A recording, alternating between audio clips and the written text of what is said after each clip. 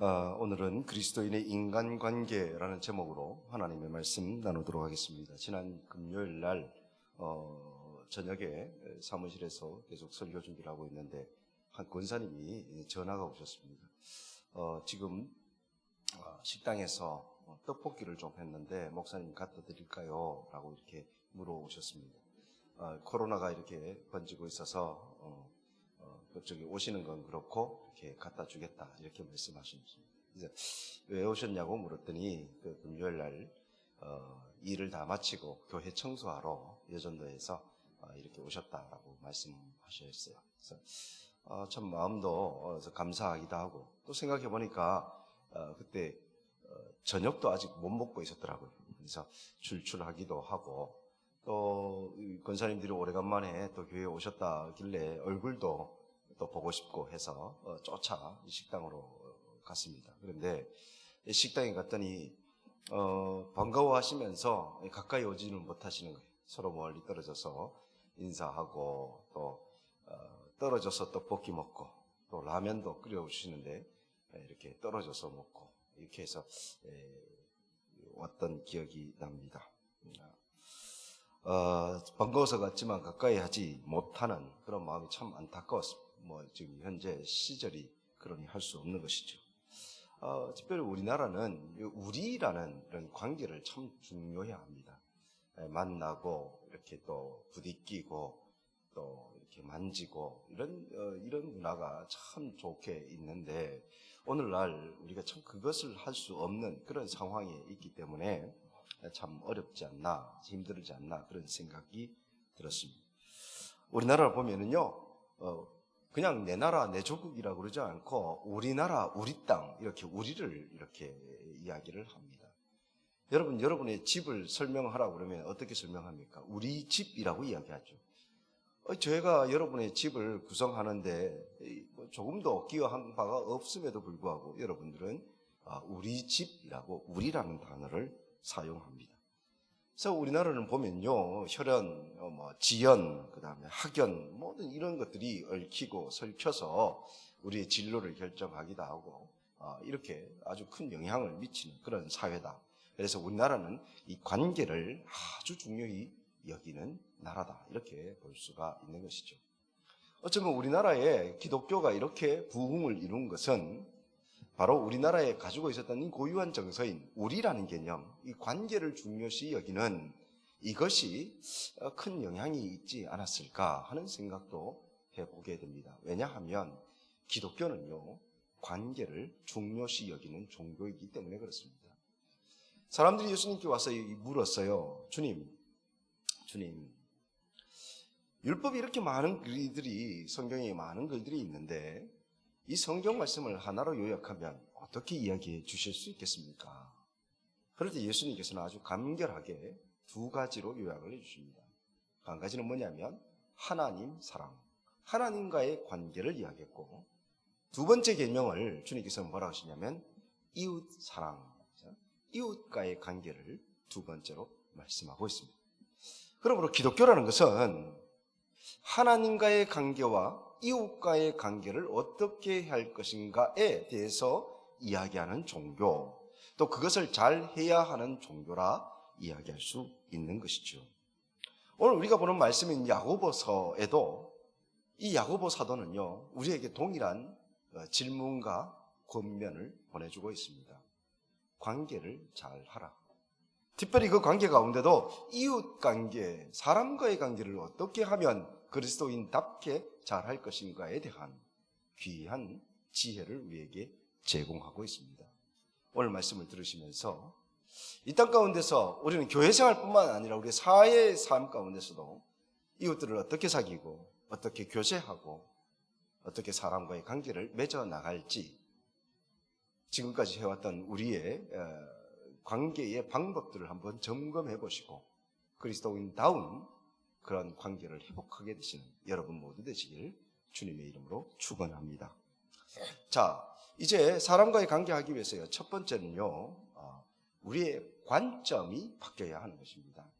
그래서 그 관점을 바꾸는데 어떻게 바꾸면 될까? 바로 예수님이라면 어떻게 하실까?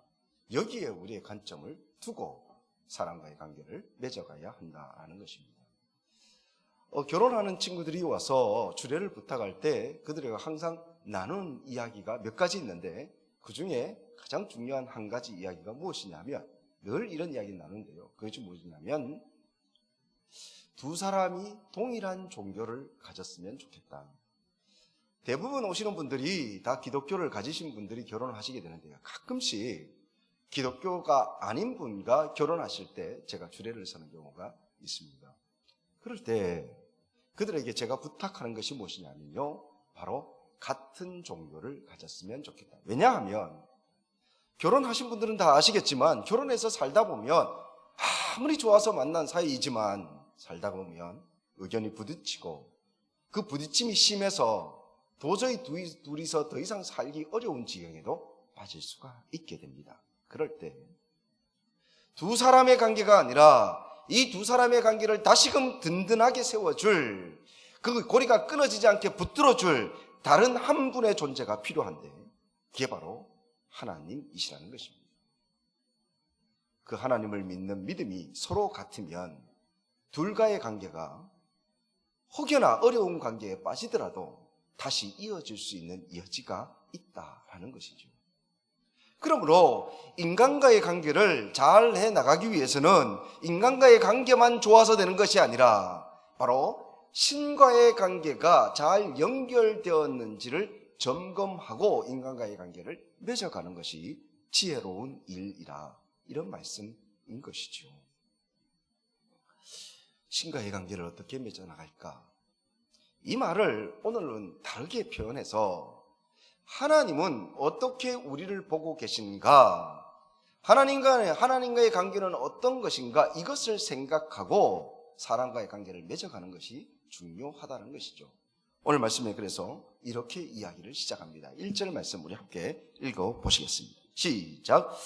내 형제들아, 영광의 주 곧 우리 주 예수 그리스도에 대한 믿음을 너희가 가졌으니 사람을 차별하여 대하지 말라. 여기서 보면요, 예수 그리스도에 대한 믿음을 너희가 가졌으니, 달리 이야기하면 예수님을 믿느니 그 믿음이 무엇이냐면 예수님의 시선, 그것을 너희가 믿으니, 내가 보기에는 이것이 도저히 안 될 것 같고 막힌 것 같지만 주님이 보시는 시선으로 보니 내가 생각하지 못했던, 내가 미처 깨닫지 못했던 하나님께서 생각하신 계획이 있을 거야, 기대를 하는 것이죠.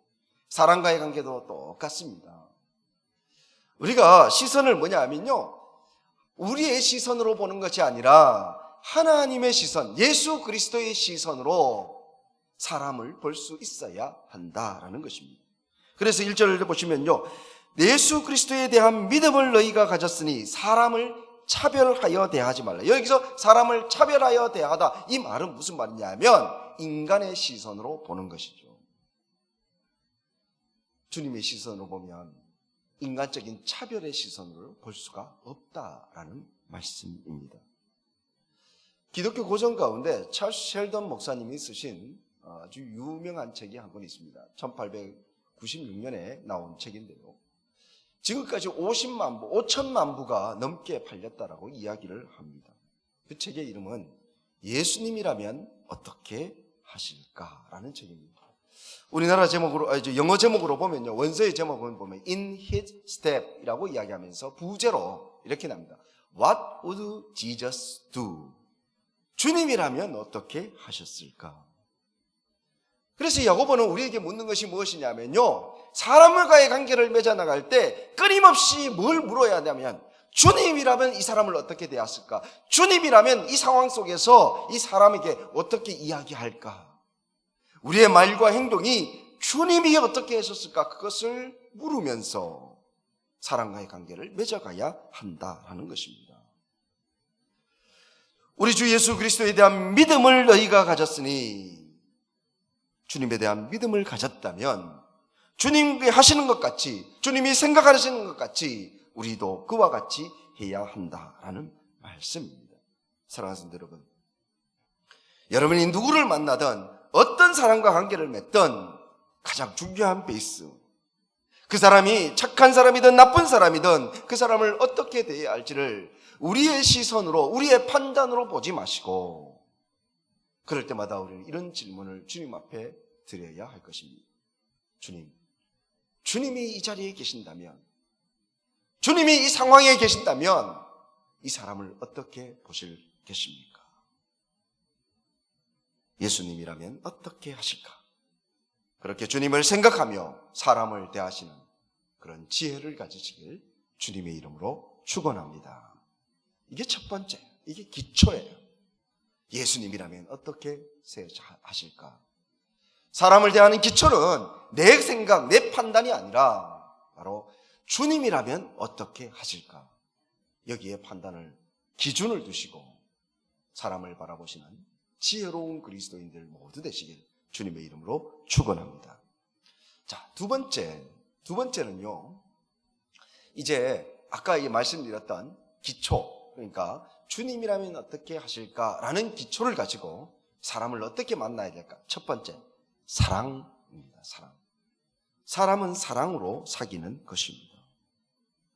예수님은 이 사랑이 최고의 법이라고 말씀하셨습니다. 오늘 나오는 말씀에 야고보도 동일한 이야기를 하죠. 8절 말씀 우리가 한번 읽어보십시다. 시작. 너희가 만일 성경에 기록된 대로 내 이웃 사랑하기를 내 몸과 같이 하라 하신 최고의 법을 지키면 잘하는 것이거니와. 여기 보면요, 내 이웃 사랑하기를 내 몸과 같이 하라, 주님이 하신 말씀입니다. 근데 여러분, 이 말씀의 의미가 뭘까요? 내 이웃 사랑하기를 내 몸과 같이 하라. 이웃 사랑을 내 몸과 같이 하라. 여러분, 사랑은요 어떻게 해야 되냐면요, 내가 나를 사랑하는 것처럼 사랑해야 한다라는 것입니다. 여러분, 어떤 사람이 정말 악한 사람이 있어요. 악한 사람도, 그 악한 사람도 누구는 사랑하냐 하면 자기는 사랑하거든요. 그러므로 이 세상에요, 사랑을 하나도 할 줄 모르는 사람은 없어요. 무엇인가는 사랑해요. 그 무엇인가의 최후의 보루는 자기고요. 그러니까 이웃 사랑을 어떻게 하라고 말씀하냐 하면, 우리에게 건면하는 말씀은요, 그 최후의 보루에 사랑하는 그 사랑으로 이웃을 사랑하라 하는 말씀이죠. 또 한 가지, 아무리 약한 사람도요, 누군가는 사랑하는 것이 있습니다. 이제 얼마 안 있으면 안산에서 출소해가지고 안산으로 가신다는 조두순이라는 분이요. 그분에 대해서 나오는 다큐를 보니까 죄에 대한 관념이 없더라고요. 남을 아프게 한 것에 대해서 자기 하나도 아파하지 않아요. 그런데요, 참 이상한 게 한 가지 있어요. 그가 적은 글을 보니까요, 부인을 얼마나 사랑하는지 몰라요. 그래서 감옥 안에서 쓴 글을 보면요, 부인한테 미안하다, 부인을 행복하게 해주고 싶다, 부인과 영원히 함께하고 싶다, 뭐 이런 글들이 쫙 있더라고요. 아무리 약한 사람이라도 무엇인가는 사랑하는 것이 있다라는 것입니다. 그게 그 사람의 이웃이에요. 그리고 그 범위는요, 사람에 따라서 다릅니다. 조두순 같은 경우는요, 그 이웃이 자기 아내까지가 이웃입니다. 여러분의 이웃이 누구이십니까? 그러므로 이 사랑의 문제는요, 사랑이 있냐 없냐의 문제가 아니라 이웃이 누구인가의 문제로 귀결되게 되는 것입니다. 여러분에게 있어서 이웃은 누구입니까? 우리 교회만 이웃입니까? 그럼 어디까지가 이웃입니까? 이 동네에 사는 사람들까지만 이웃입니까? 아니면 대한민국만 이웃입니까? 누가 우리의 이웃입니까? 어디까지 우리가 이웃으로 봐야 할까요? 자, 이런 질문을 가지고 우리가 베이스, 그 기초가 뭐라 그랬습니까? 조금 전에 1번에서 우리가 뭔가 궁금하면 누구한테 물어야 돼요? 예수님이라면 어떻게 하셨을까? 여러분, 예수님은 이웃이라는 개념을 어디까지를 이웃이라고 두셨을까? 궁금하지 않습니까? 그런데 성경에 보면요, 예수님이 이웃에 대한 이야기, 이웃의 범위에 대한 이야기한 곳이 몇 군데 있어요. 그 중에 아주 대표적인 이야기가 무엇이냐면 바로 누가복음 10장에 나오는 선한 사마리아인 비유라는 것입니다. 그곳에서 주님은 이 이웃이 누구인지, 이웃의 범위가 어디인지를 아주 분명하게 말씀하고 있습니다. 그 이야기는 이렇게 됩니다. 율법학자들이 예수님께 와서 영생을 묻습니다. 어떻게 하면 영생이 됩니까? 라고 이야기하니까요, 주님께서 똑같은 말씀이에요. 하나님 사랑하고 내 이웃을 내 몸과 같이 사랑하라는 이 율법을 잘 지키면 영생을 얻게 된다. 그러자 이 율법학자들은요, 예수님을 궁지에 몰아넣기 위해서 한 가지를 발견하게 됩니다. 왜요? 이 이웃이라는 개념이. 지금까지 예수님의 지금 살아오신 족적을 보면요, 이웃을 아주 소극적으로 보고 있어요. 아주 광의로 보고 있어요. 유대인들, 특별히 이 율법을 보는 사람들은요, 유대인만 이웃이에요. 그런데 예수님을 보면요, 유대인이 아닌 사람, 유대인에서 벗어난 사람까지도 주님은 그들을 불쌍히 여기고 그들과 동행하고 그들을 돕는 거예요. 유대인의 관점에 있어서 유대인이 아닌, 이웃이 아닌 사람은 다 개, 돼지로 취급했는데 예수님은 그러지 않았기 때문에 얼마나 잘됐다, 이제 요것만 걸리면은 당신은 이제 율법을 어긴 죄로 고소할 수 있겠어요. 율법학자들은 이렇게 예수님에게 질문합니다. 예수님, 그렇다면 내 이웃을 내 몸과 같이 사랑하라 그랬는데 이웃이 누구입니까? 누가 우리의 이웃입니까? 예수님이 만약 그곳에서 유대인만 이웃인 것이 아니라 유대인을 넘어서는 사람들도 이웃이야 라고 이야기하는 순간 이 사람들은 법으로 걸어 넣었을 것입니다. 그때 예수님은요, 바로 선한 사마리아인 비유를 말씀하십니다. 여러분, 선한 사마리아인 비유가 어떻습니까? 사마리아인, 예수님께서 이야기하시죠. 어떤 사람이 예루살렘에서 여리고로 내려가다가 강도를 만났는데, 그래서 거반 죽게 되었는데 그곳에 사람들이 지나갔다. 어떤 사람이 지나가요? 제사장이 지나가고 레위인이 지나가고. 그런데 이 사람들은 그 거반 죽어가는 사람을 돌보지 않고 피해서 달아나버렸다. 그리고 사마리아인이 와서 사마리아인이 이 강도 만난 자를 돕고 치료하고 그렇게 내려갔단다. 자, 이 이야기를 하게 됩니다. 그러면서 예수님이 그 율법학자에게 다시 질문을 하게 됩니다. 내가 보기에는 이 강도 만난 자의, 지금 이 강도 만난 자의 이웃이 누구라고 생각되어지느냐? 아까 질문에 반대로 왔죠. 만약 여기서 율법학자들이 사마리아인입니다 라고 이야기하는 순간 자기가 율법을 어기게 되는 것이죠. 왜? 사마리아인은 유대인의 관념에서 이웃이 아니기 때문에 그렇습니다. 범위를 넘어선 사람. 그러자 이 율법학자는 머리를 씁니다. 사마리아인이라고 대답하지 못하니 그렇게 뭐라고 대답하냐면, 성경에 보면요, 긍휼을 베푼 자니이다. 긍휼을 베푼 자니이다. 그러자 예수님께서 그러시죠. 더 이상 토론을 하지 않습니다. 가서 너도 그와 같이 하라. 이게 바로 선한 사마리아인의 비유 이야기입니다. 여러분, 이 이야기를 통해서 예수님께서 말씀하시려고 하는 이웃의 범위가 누구이냐? 그가 유대인인지 유대인이 아닌지, 그가 레위인인지 제사장인지 이것이 중요한 것이 아니라 누구든 내 눈앞에 고통을 당하고 어려움을 당하고 그래서 나의 도움이 필요한 사람, 그 사람은 누구이든지 어떤 사람이든지 그 사람은 바로 내 이웃이다. 주님은 그렇게 이 말씀을 통해서, 사마리아인의 비유를 통해서 우리에게 보여주고 있는 것입니다. 오늘 야고보를 통해서 주는 말씀도 마찬가지입니다. 9절 말씀 읽어보십시다. 시작. 만일 너희가 사람을 차별하여 대하면 죄를 짓는 것이니 율법이 너희를 범법자로 정죄하리라. 여러분, 여기서 차별하여 대하면, 여러분 차별을 왜 해요? 우리가 이웃의 개념이 여기까지기 때문에 이걸 넘어서는 사람은 차별하여 대하는 것이죠. 이것을 가지고 범죄 행위라 말씀하고 있습니다. 그러면서 예수님은, 야고보는요, 이것을 설명하기 위해서 두 종류의 사람에 대한 비유를 이야기합니다. 2절 말씀 읽어보십시다. 시작. 만일 너희 회당에 큰 가락지를 끼고 아름다운 옷을 입은 사람이 들어오고 또 남루한 옷을 입은 가난한 사람이 들어올 때, 그렇습니다. 어떤 사람이에요? 단순하게 이야기하면요, 있어 보이는 사람과 없어 보이는 사람이 들어왔다는 것이에요. 그런데 있어 보이는 사람들이 들어오면요, 아주 상석에 아주 좋은 자리에 앉혔다, 이렇게 이야기합니다. 여러분, 초대교회에는 어떤 공동체가 있었냐면, 초대교회에 보면요, 그곳에 장로라든가 아주 권위가 있는 자들라든가 아주 기여도가 높은 사람들은 따로 자리를 마련했습니다. 그래가지고 그것을 상석이라고 이야기했어요. 그래가지고 그 자리에 앉혔습니다. 그래, 이런 전통이 오늘날 얼마 전까지도 우리 교회에 그런 전통이 있었습니다.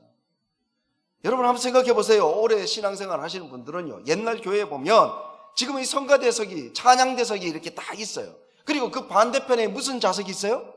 장로석이 있었어요. 장로석. 그 장로석에 장로님들이 쫙 앉아 계셨죠. 저희 아버님도 꼭 거기에 앉으셔가지고 졸기도 하시고 그런 모습을 제가 기억이 납니다. 장로석이 있었어요. 마찬가지, 이게 바로 초대교회의 상석이라는 제도에 그게 연결되어서 지금까지 온 것이죠. 지금은 없어졌습니다. 여러분, 있어 보이는 사람들은 이렇게 상석으로 모시고, 그리고 없어 보이는 사람, 그런 사람들은 뭐라고 그냥 서 있든지 말석에 앉든지 마음대로 해라, 이렇게 이야기하고 행동하고 판단하는 것을 죄라고 말씀하고 있습니다. 자, 4절 말씀 한번 읽어보십시다. 시작. 너희끼리 서로 차별하며 악한 생각으로 판단하는 자가 되는 것이 아니냐. 판단하는 자. 차별하고 판단은 뭐예요? 예수님의 시선으로 보지 않는 거예요. 내 판단을 하는 거예요. 내 시선으로 보는 거예요. 판단하는 자. 그것이 바로 악한 생각, 율법을 어기는 것이다 말씀하고 있습니다. 사랑하는 성도 여러분, 교회에서도 힘이 있는 사람, 나에게 잘해주는 사람, 성격 좋은 사람, 재물 좀 있는 사람만 이웃이 되면 절대로 안 됩니다. 가진 것 없고 힘이 없고 능력 없고 그래서 늘 뒷전에 물러나 있는 그 사람, 그래서 우리의 도움이 필요한 그 사람이 여러분의 눈에 띈다면 바로 그들이 바로 여러분의 이웃인 줄 깨달으시는 여러분 되시길 주님의 이름으로 축원합니다. 비단 교회에서뿐만 아니라 사회에서도 마찬가지입니다. 주님께서 우리에게 이웃이라고 말씀하시는 것은 그가 나의 지연과 학연과 혈연에 그리고 연관되어 있는 사람만을 이야기하는 것이 아니라 또 나와 함께 신앙생활을 하는 사람만을 이야기하는 것이 아니라 상처 있고 우리의 도움이 절실히 필요한 사람은 그것이 누구이든 간에, 그 사람이 어떤 사람이든 간에, 어디에 사는 사람이든 간에 바로 우리 사랑의 대상이라, 이런 말씀인 것입니다.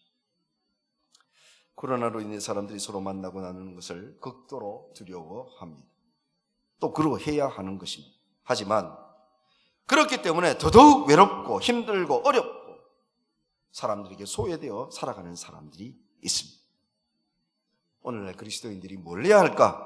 바로 이들을 바라보며 이들을 돕고 이들을 이웃으로 받아들여서 그들의 필요를 채워주고 그들을 위로해주고 그들을 일으키는 작업, 그것이 바로 오늘날 그리스도인들이 해야 할 일이 아닐까. 그런 의미에서 오늘 그리스도인들이 해야 될 일이 뭘까라는 여러 생각을 한번 해보았습니다. 얼마 전에 월세 동결 운동, 월세 할인 운동 이런 것들이 있었습니다. 여러분이 세를 주고 계시거나 월세를 받고 계시거나 이런 일을 여러분이 하시는 분이 계신다면 여러분 이 운동에 동참해 주십시오. 그래서 어려운 사람들과 고통을 분담하십시다. 저는요, 그리스도인들 저한테 와서도 그런 말씀을 하시고, 목사님 어디 땅을 사두면 좋습니다, 아니면 어디 아파트를 어디 사면요 대박 나요, 이렇게 말씀하시는 분들이 계셔요. 저는 그것이 성경적이지 않다라고 생각합니다. 그리스도인이라면 실수요, 실제로 사용할 목적이 아니라면 부동산 투기를 하지 않는 것이 바람직한 것입니다. 이런 운동을 그리스도인들이 앞장서야 할 운동이라고 생각합니다. 이외에도 참 많습니다. 불우 이웃 돕기, 헤비타트 운동, 소년 소녀 가장 돕기 운동, 여러분 소외된 많은 사람들이 있습니다. 그들이 우리의 도움을 필요로 하고 있지요. 바로 이곳에 우리의 도움의 손길이, 이웃을 향해 우리의 손길이 뻗쳐져야 하는 것입니다. 이렇게 그리스도인으로 이웃을 바라보고 사귀는 은혜가 있기를 주님의 이름으로 축원합니다. 자, 세 번째, 마지막 세 번째는요, 이제 예수님의 시선으로 바라보면서 어떻게 친구를 사귈까, 사람을 사귈까, 이웃을 사귈까인데, 세 번째는요, 한번 따라합시다. 긍휼을 베풀라. 긍휼을 베풀라. 그렇습니다. 긍휼을 베푸는 것입니다.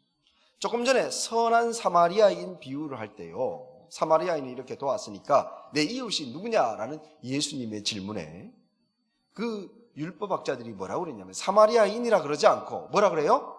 긍휼을 베푼 자니이다, 이렇게 이야기합니다. 그러므로 사랑을 베푼 사람, 선을 행한 사람과 동일어는 뭐냐면 긍휼을 베푼 사람. 달리 이야기하면 그리스도인들이 누구이냐라고 이야기하면 긍휼을 베푼 사람이라고 이야기할 수 있다라는 것입니다. 여러분, 긍휼을 베푼 사람이 되시길 주님의 이름으로 축원합니다. 그런데 긍휼을 베풀게 되면요, 그냥 베풀고 끝나는 것이 아니에요. 그 안에는 굉장히 귀중한 영적인 사실과 은혜가 그 속에 있습니다. 그게 뭐냐면요, 오늘 13절에 그 내용이 나와요. 읽어보십시다. 13절입니다. 시작. 긍휼을 행하지 아니하는 자에게는 긍휼 없는 심판이 있으리라. 긍휼은 심판을 이기고 자랑하느니라. 그렇습니다. 여기 보면 이 말씀이, 잘 들어보세요. 긍휼을 행하지 아니하는 자에게는 긍휼 없는 심판이 있으리라. 이 말이 무슨 말인지 아십니까? 긍휼을 하면은요, 나중에 우리가 심판날에 가서 여러분이 주님 앞에 서가지고 긍휼 없이 그 심판을 받을 사람이 있겠어요? 주님 앞에 주님의 긍휼 필요 없이 나는 내가 지금 행한 것만 해도 충분히 구원받습니다라고 이야기할 사람이 어디에 있습니까? 우리는 다 주님의 긍휼이 필요한 사람들이에요. 그런데 저기 이 말씀이 이래요. 긍휼을 행하지 아니하는 자에게는 긍휼 없는 심판이 있으리라. 즉 우리가 심판날에 가서 주님 앞에 섰을 때 지금까지 우리가 해온 긍휼이라는 것이, 사람들에게 베푼 긍휼이라는 것이 그 심판날에 우리를 긍휼을 줄까 말까 하는 판단 기준이 될 수 있다. 오늘 말씀 그렇게 이야기하는 것입니다. 심판날에 중요한 자료가 된다라는 말씀이죠. 그러므로 지금부터 그 심판의 날 주님께 호소할 긍휼을 미리 이 땅에서 베풀며 살아야 한다라는 말이죠. 여러분, 우리가 잘 알고 있는 주기도문 내용도 동일합니다. 주기도문은 어떻게 되어 있습니까? 우리가 우리에게 죄 지은 자를 용서하여 준 것 같이, 우리에게 죄 지은 자를 용서하여 준 것 같이, 긍휼을 베푼 것 같이 우리 죄를 용서하여 주옵소서.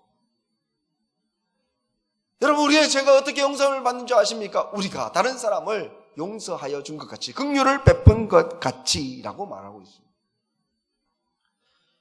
여러분, 예수님께서 산 위에 올라가서 보석과 같은 그런 설교를 하신 내용이 마태복음 5장에 나옵니다.